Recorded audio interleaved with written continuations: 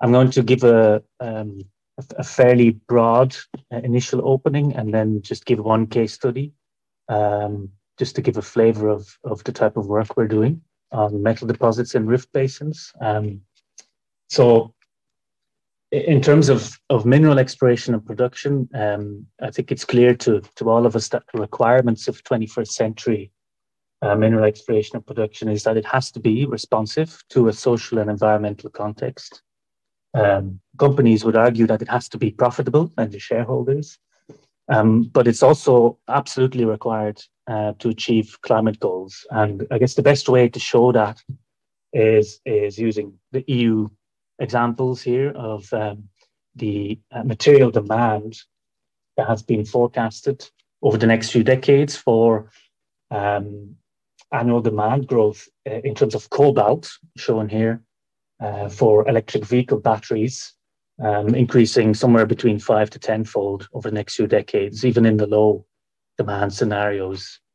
The question is, do we have enough metals to and production ongoing at the moment? Well, there's maybe some cause for slight concern, or sort of, let's get going. Is if we look at this graph from Wood Mackenzie, which shows in blue bars the predicted base case for supply of cobalt metal worldwide, and then the red line showing you the sort of business as usual case if we didn't have a demand to meet our less than 2-degree global warming pathway, and that's what this blue line, this dark blue line, shows is a realistic modeled demand case over the next decade. And you see, we're almost doubling the cobalt we need in terms of what we have in production realistically. So there's a lot to be done there. It's an active field. And don't forget, this is not just cobalt and other critical metals. This is everything else, the more common metals such as copper, iron, zinc, and so on, a lot of base metals in particular. And so in terms of metal deposits in sedimentary and volcanosedimentary basins, just to keep it a bit broad, I guess you can say that rift basins are important producers. They're not the only ones, but they are important producers of metal deposits, and in particular, certain metals. For example, they are the dominant source of zinc, lead, and cobalt. They are important sources of copper, and just an image, because I can't talk about mineral deposits without showing you a mineral deposit. This is from the Central African Copper Belt in Zambia, showing you in the gold colors, here's a hammer for scale, in gold colors, chalcopyrite, which is a copper iron sulfide, distributed through a calcareous shale. And, this would be, several weight percent of copper in this rock. And this is what distinguishes metal deposits in sedimentary basins of copper deposits in sedimentary basins from, say, porphyry copper deposits, in that the grades are typically slightly higher. They're smaller than porphyry copper deposits, but typically several, weight percents higher than porphyry coppers. And there's a plethora of deposit types. I won't bore you with the details, just to say that the sediment-hosted massive sulfide deposits, sometimes referred to or including SEDEX deposits, are a major deposit type for a lot of these elements. And then there's also things like iron, uranium, gold, and manganese. And so when we look at, I guess, global reserves of these resources, it has kept up with production over time. So it's not like we're running out soon in geological terms, but there is a need to find new resources, as you can understand.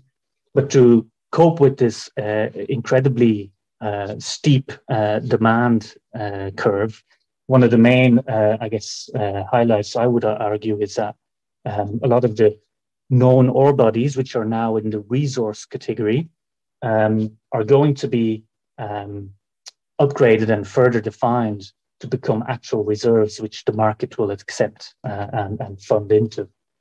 And it's not so much the geological risks and supply risks that we're worried about, but this paper by Simon Jowett argued very nicely that the main source of supply risk now are not geological, but environmental, social, and governance factors.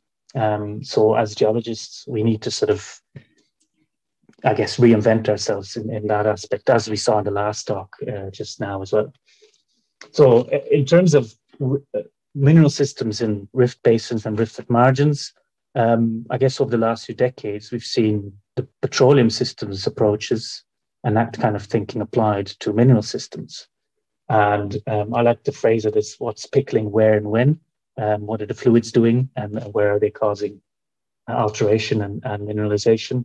I guess there's 5 main factors in the systems thinking that are typically mentioned. That is the source of the metals and the ligands. What triggers the fluids? Is it metamorphism? Is it heat? Is it something else? Then what are the focusing mechanisms, which is what I'll sort of give an example about. And then what is the architecture of the traps? And then something which is different from petroleum systems and geothermal systems is what the whole chemistry bit, which is what is the precipitating or accumulating process. And in terms of sediment-hosted copper provinces, this paper by Murray Hitzman, now a decade old, argued that there's 3 basic tectonolithostratigraphic elements, which is you need continental red beds, either as a source of metals or to provide convection cells and to provide fluid flow across the basin. You need reducing strata to actually precipitate your sulfides typically, and then evaporites, which provide in these copper systems the sulfur, very often from sulfates and associated evaporitic minerals. So I'm not going to bore you with the detail of this diagram, but this is just to show you for a copper system how from basin scale to deposit scale, all these elements that are noted here are of relevance, are relevant elements in the development of rift basins, talking about fluid pressures, talking about fluid pathways, talking about redox boundaries, and so on. And so for the next few slides, I'll just talk about an application in the Irish ore field in Ireland of when and how fluids are produced in the basins and when and how they are moving in the basin. I would argue is largely controlled by the chemical and hydrological architecture behind these rift basins. So in the fault analysis group at UCD, we've looked at faults for many decades. And one highlight I want to note is the work done on conceptualizing faults from myriad data sets across the world, seismic and below seismic resolution. And one important aspect which I'll highlight is the, I guess, complexity along fault planes through bifurcation and segmentation in relay ramps. And the classic relay ramp, we can all imagine what that looks like. But in fact, they are very complex. They can relay in all kinds of directions. And this is shown from all kinds of data sets across the world where the amount of strike relays and bifurcating relays up and along strike, you can really have all kinds of different types of geometries. So in terms of mineral systems, growth faults will impact the local sediment and the fluid pathways. We know that a lot of these fault systems evolve over time. And one important aspect in terms of mineralization is the timing of mineralization relative to when how this architecture is evolving. And that in itself will influence the redox architecture and the facies distribution, which will impact how well you can trap and precipitate. And so we applied this thinking to the Irish ore field, which is, I'll introduce that in the next slide, which is a world-class zinc-lead ore field. And we looked at various fault systems across the ore field. And on this diagram, you can see the throw across fault systems, segmented fault systems, and how they are separated from one another. And in a classic intact fault relay in the Irish ore field, we've characterized these rocks and they plot sort of roughly here. There's a whole myriad of evolving fault arrays from soft linked arrays going to hard linked doubly breached relay ramps, and then through-going fault zones until you get proper fault rocking. So this was characterized for the Irish shore field, which is a carbonate-dominated sedimentary basin. And there's a form of predictability in this in terms of the fault evolution. And the reason I show you this is to be able to talk about one of the ore deposits and how this can be applied to that. You have 10 minutes now. Yeah, perfect. So the Lachine deposit in Ireland is a stratiform zinc-lead deposit with massive sulfides hosted in the hanging wall of Mississippian normal faults. And the carbonate it's 23 million tons at 15.5% weight zinc and lead combined. And this image in the background shows you an image of some peat bogs, extractive industries, but also, I guess, other extractive industries, the mine when it was in operation, and then farmland in the back. The mineralization in this system is replacing the host rocks, and these are pre-to-Synrift carbonates. And when we take away basically the surface, we've modeled the base of the mineralized unit in these colors here. You can see that there is a topography, a bathymetry, with blue being the lowest and then red being the highest. And that is revealing us a segmented fault array, a stepping segmented fault array with relay ramps in between. And then the ore bodies, so the colorful, I guess, areas here are ore bodies, and the color represents the iron tonnages in the ore body. And you can see that they are highest near normal faults. And each of these normal fault segments hosts an individual ore segment, which is important for the evolution. So we characterize the displacement across these fault systems and of other mineral deposits in the Irish ore field, and they are coherent fault systems. And as you increase displacement from low displacement to high displacement, they become breached. And we've got some other examples like that as well. And just to, I guess, close off almost, I want to just guide you through 2 or 3 slides of how we think fluids have moved through this fault system. So this is showing a top-down view of that model. We know that the metal paragenesis, this is the evolution of the sulfide faces through time, has gone something like mainly iron sulfides, then replaced by zinc and lead sulfides, and then late in the mineralized history, you've got copper and nickel sulfides and some cobalt, arseno sulfur salts. And so when we look at the iron distribution, you can see it's fairly well distributed with in the hanging wall of many individual normal faults. And when we then go to zinc tonnages in this ore body, we see that it is slightly more localized on the main basin, on the main fault array. And when we go into the late paragenetic phases, it is only located along the main fault array. It's not located in these individual fault segments further away. And so in terms of, I guess, the evolution of this segmented fault array, we think this looks something like this at depth. We don't have much information at basement, but it's probably a segmented fault array, which originates from some kind of discontinuity in the basement. And when we take, for example, nickel concentrations or nickel tonnages in the ore body near the main basin boundary fault array in a present day configuration and restore it back to the Mississippian configuration, we can clearly see a segmented fault array with the separation here between these faults would be something along the order of 50 to 100 meters. And so the architecture that we are generating here, as we increase displacement on this fault system, the segmented fault system, causes breached relays and through-going fault systems. And you can see that the highest tonnages in this case are located exactly where you have the highest damage and the highest deformation in your breached relay fault system. So this indicates that as your fault systems are evolving, you're creating feeder zones, and it's these feeder zones which provide the pathways to precipitate your main ore bodies. So I'm going to leave it at that, and thank you for listening. Excellent. I was just thinking that we run a bit out of time. But now we have time for a few questions. Please type Q in the chat or raise your hand if you want to ask one. In the meantime, I ask a question that I have.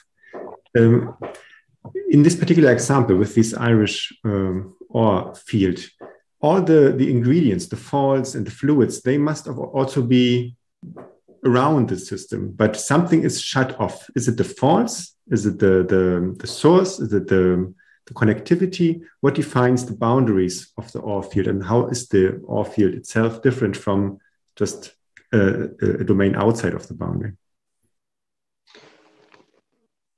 I guess one of the main, I'm a structural geologist, so I might be biased, but to me, the main hallmark of Irish type deposits would be that they are structurally controlled. So you need a normal fault, and it's always in either the hanging wall or in the immediate footwall of one of these major faults. And major, I'm talking over 50 meters displacement up to several kilometers displacement. That is where you're getting your mineral deposits. I guess where exactly along these fault arrays you find the mineral deposits is, I guess, the focus of another talk. But that's sort of research that's ongoing in ICRAG and at UCD, where we're taking a regional scale picture, including seismic and regional drill hole databases to really map out at a basin scale what is happening. So I hope in maybe a year's time or so that we'll be able to really unravel the picture at a more regional scale, Sasha. Do you have a gut feeling already? What's controlling it? Well, there's multiple factors, right? I mean, you have to take into account. I mean, obviously, you need a rift basin there to answer your question. You know, this particular deposit is in what you probably call the platform on the rift shoulder, whereas you also find mineral deposits on the basin margins with the big fault several kilometer scales. So it's not necessarily the fault displacement. It's just the fact that you have connectivity and you have reactive host rocks, in this case carbonates, which are mixing. So where at that site of deposition, you're mixing metal-bearing fluids with fairly low temperature basinal brines or even seawater. Okay, thanks a lot. I see that Gianreto has another question. Yeah, actually, very interesting talk. But you are actually you showed this idea to have the source to sink, the sort of the petroleum system, but you never speak about the source. Mm-hmm. In order to mobilize so much elements, you need to have in the source you need to be able to have a lot of fluids there to mobilize.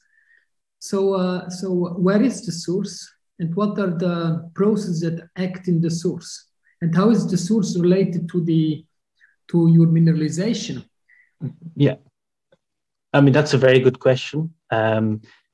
In terms of the source, if you look at strontium isotope geochemistry, if you look at lead isotopes, if you look at fluid inclusion data from veins in the basement all the way up to carbonate phases and cements in the deposits and around the deposits, it's fairly well constrained in terms of what happens. We know that there are fluids, probably Mississippian fluids that are seawater derived that went into basement rocks, gathered a basement signature there, including a lot of the metals, and then came back up along these faults. And when these relatively hot, so we're talking over 100 degrees Celsius, so between 100 and 150 degrees centigrade, when these metal-bearing hot fluids interacted and mixed with cold, 0 to 20 degrees to maybe 50 degrees,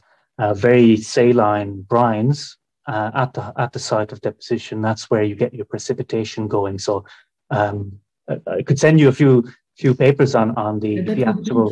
Yeah. It's just a question about the sulfides, because they're very important. So if you have the evaporites, do the fluids take the sulfide down, and then or do they go down and meet evaporites on the way up? Yeah, very good question. And again, every mineral system is different, but in the Irish shore field, you see a lot of the reduction in the sulfur. So you're looking at the reduction in sulfur, you look at the sulfur isotopes, a lot of that has a bacteriogenic sulfate reduction signature. So these would have been reduced by bacteria, so not too hot, and probably in situ, at or near the site of deposition,